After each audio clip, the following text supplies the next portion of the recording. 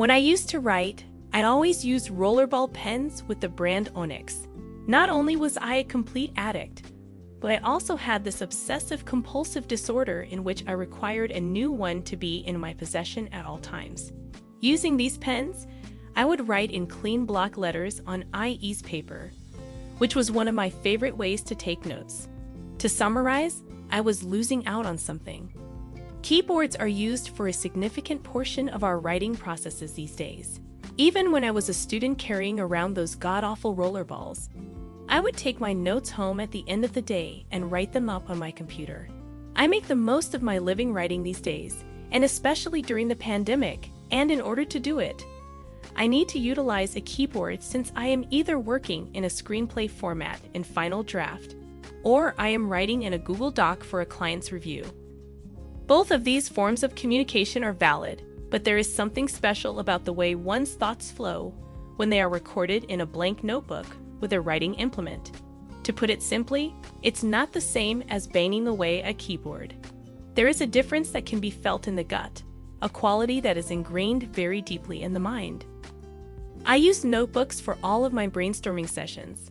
I have a large number of boxes full of them, some of which date back decades. I find it helpful to write out my thoughts in longhand on paper. Perhaps a portion of this is attributable to the 7 years that I spent obtaining a formal education in art, or perhaps it's just something that everyone goes through. I can't say. My point of view is that writing should not be a laborious activity. Writing by hand using a pen ought to be a pleasurable experience for the writer. Because of this, I prefer to write using fountain pens. What factors led to the decline in popularity of the fountain pen? First, a brief bit of history. Fountain pens have only been around for a very short period of time. They didn't appear on the scene until the latter half of the 1800s. The first ones were what we now refer to as eyedropper pens, which had to be properly filled with ink using an eyedropper, and those pens spilled like crazy.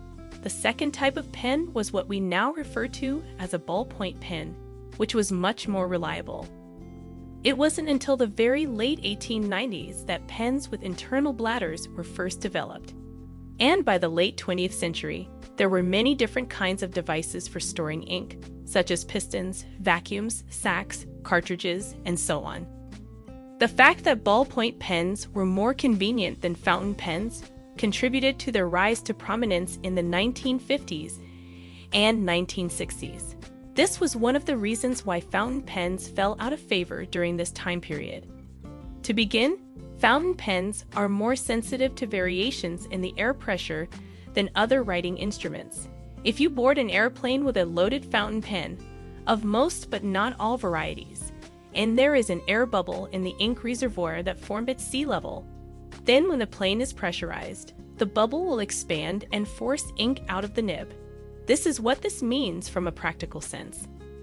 If you don't uncap your pen and hold it vertically for a few minutes before takeoff, and until the ding goes off in the cabin, the sign that the plane is fully pressurized, you could end up with a pen that seems fine, but has a ton of ink that is only being held back from your trousers by the cap.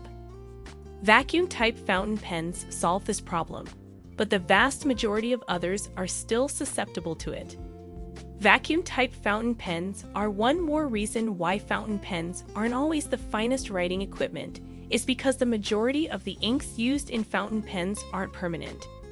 You may sign a check with a big ballpoint and be confident that the ink won't be readily removed, whereas the ink from the majority of fountain pen pens is not as secure. This issue is resolved by the production of many different bulletproof fountain pen inks by the Noodler's brand. Because these inks are difficult to remove, even with a laser, it is unlikely that anyone will try to alter your checks. Using these means, of course, that your pen had best not have any leaks in it. Last but not least, there's the rationale of the space pen. Writing with a fountain pen requires you to do it on a table or any other kind of horizontal surface. It is possible to write in any environment, including upside down, underwater, or in space, with a pressurized pen like a space pen, What are the advantages of using a fountain pen? In all likelihood, the vast majority of the instances in which you will need to jot down some notes, you won't require the use of a space pen. You can acquire ink that does not dry up for your fountain pen if you find that you frequently require it. Even now, fountain pens serve a number of useful purposes. In contrast to a ballpoint pen, a fountain pen does not require the user to apply pressure to the writing tip in order to transfer ink to the paper. This is the primary advantage of using a fountain pen.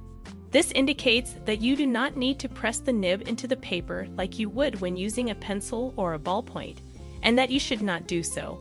When you write with a fountain pen, it requires less work from your hand, and you won't become as tired of writing as quickly as you would with other writing implements. You won't suffer from writer's cramp, no matter how many pages you write. It is a startling discovery. When you find a fountain pen that you truly enjoy, it's not like a disposable pen that might get discontinued or upgraded in a few years. Rather, it's something that you can use for decades if you choose to do so. Fountain pens are often very comfortable in the hand as well. Fountain pens are pens that allow you to preserve the characteristics that you enjoy and switch out the characteristics that you find uninteresting. This is possible because the inks and nibs can be replaced. Are you sick of using black ink? Test out some purple ink, or iron gall ink, or red ink, or ink with glitter in it. Do you want a wide nib? You only need to purchase one and attach it to your pen. Do you need a nib for your calligraphy pen? You have the option to buy one of those as well. The sheer volume of writing that I do by hand has compelled me to take a serious look at the appearance of my handwriting. My old-fashioned block letters are kept for use on the envelopes of outgoing mail these days. Even though I'm no calligraphy, I find that writing in longhand, script, for you Philistines, is far more interesting and fun to do, not to mention impressive to those you choose to write to by snail mail. I do the majority of my writing in this format. When I first read my script, I was under the impression that it was terrible, but the reality is that I was simply out of practice. The more someone appreciates a certain activity, the greater the likelihood that they will take part in it. When I first started using fountain pens, I used to spend far less time writing by hand than I do now. Increased creative production is the effect of engaging in this technique. When I have to type something, like a screenplay or something similar, I find that I am much more prepared for the keyboard stage than I would have been otherwise. This is simply due to the fact that my mental attention and creative output have been so much greater than they were previously. Aren't fountain pens expensive? Both yes and no and no. Prices for fountain pens aimed for beginners range anywhere from $10 to $20. I was a huge fan of the numerous Parker Vector fountain pens that I had and used. In spite of the fact that I only sometimes use them, I still have a few working samples in my collection. The trouble with Parker pens is that they use a proprietary cartridge, and its inkwell adapter is terrible. As a result, if you wish to write with other inks, you will most likely need to hunt for pens made by a different manufacturer. Additionally, the hat clips have little arrowheads on them, and these arrowheads rip up the pocket in which you put them, making it difficult to carry them around in your favorite blazer. After using only Parker inks for a while, I decided it was time to experiment with other brands of ink and nibs with more character. I purchased a Conklin Mark Twain crescent filler, which was so named after the original celebrity sponsorship of the product. This crescent filler is a treat, and it cost me less than a cent at the time I purchased it. The Pilot 823, the Pilot 742, and the Conklin All-American are the three fountain pens that I use most often, even though I have a small but decent collection of fountain pens, which includes a Mont Blanc. The price of these pens ranges from $300 to just $50, and considering that they are all designed to last a lifetime and can be refilled, the initial investment is actually much less than what one would make in numerous boxes of ballpoint or rollerball pens. Since you are the type of person who would read anything like this, I will begin with an expensive one. My Pilot Custom 823 Pilot 823. This was the most costly fountain pen that I bought brand new, and it has proven to be the most reliable. The The one I have has a medium-sized nib with an iridium ball, and it writes nicely, albeit with no change in the size of the lines it produces. It has an understated appearance, but because the barrel is see-through, it is possible to gauge how much ink is contained within it. The fact that it features a vacuum filling mechanism and a large ink reservoir are the two aspects that stand out the most to me as reasons to like it. The ink level in the reservoir of the 832 can be seen in this shot, which was taken with a strong light shining behind it. The usage of a vacuum filler is not only entertaining, but it also demonstrates a high level of ingenuity. Because the filling mechanism of a vacuum pen turns off the feed when it is not in use, there is no way for ink to get out of the pen while it is not being used. This allows the pen to be left unused for lengthy periods of time without the ink running out or drying out. Second, because of this similar property, vacuum pens won't leak owing to the fluctuations in air pressure that occur in flights, as long as you don't remove them from your possession while you're in the air with them. When I go by airplane, I always make sure to have this pen with me because it is safe to store in my carry-on bag while I am in flight. The pen can be purchased in the United States with regular nib sizes. However, one dealer in Japan sells it with a flexible nib for an additional cost. The total cost of the pen is approximately $300. Due to the fact that I desired the US warranty more than anything else, I purchased the version with the medium nib from Goulet Pens in the United States of America. This pen is believed to be of higher quality than others, and it comes with both a bottle of ink and a gorgeous display box.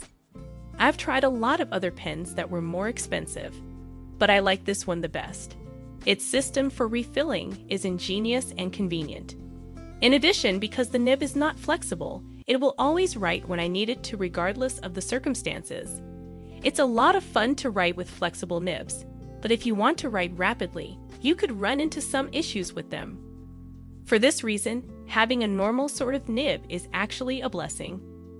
This pen is not an 823, despite the fact that it looks very much like an 823.